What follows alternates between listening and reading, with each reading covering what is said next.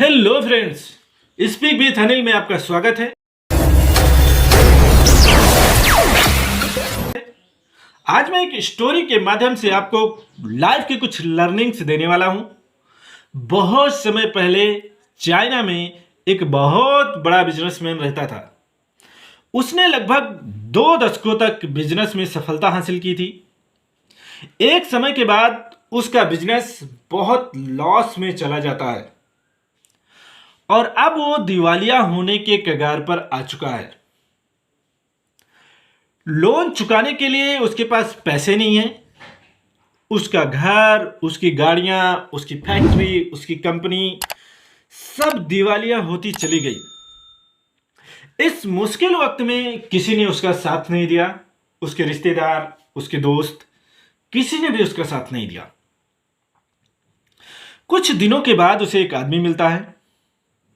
उसने बताया कि घने जंगलों के बीच एक बौद्ध भिक्षु रहते हैं जो तुम्हारी मदद करेंगे।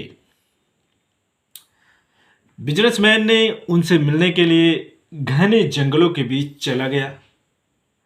बिजनेसमैन 5 दिनों तक बौद्ध भिक्षु को जंगलों में इधर उधर ढूंढता रहा। अंततः बौद्ध भिक्षु से मिल ही गए। बिजनेसमैन ने बौद्ध भिक्षु को प्रणाम किया।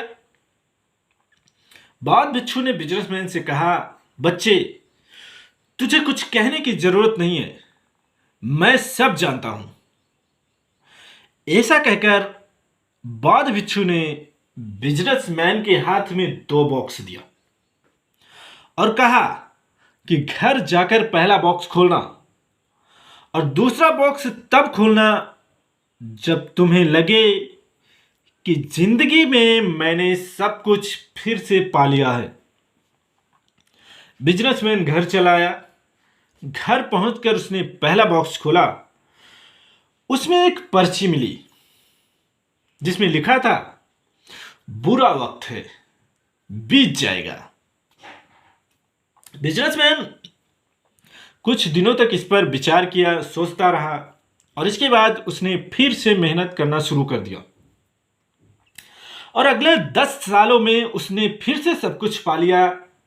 गाड़ी, घर, दौलत, कंपनी, सब कुछ उसने बना लिया। उसने फिर से करोड़ों का बिजनेस खड़ा कर दिया। उसे लगा कि अब उसने फिर से सब कुछ पा लिया है। तब उसने दूसरा बॉक्स खोला। उसमें भी एक पर्ची मिली और उसमें लिखा था, अच्छा वक्त है, ये बीत जाएगा। दोस्तों, मोरल ऑफ द स्टोरी ये थी कि हमारे जीवन में भी अच्छे दिन आएंगे और बुरे दिन भी आएंगे, लेकिन हमें हमेशा कार्य करते रहना चाहिए और रिजल्ट को भगवान के ऊपर छोड़ देना चाहिए। यह थी हमारी आज की story. Thank you for listening.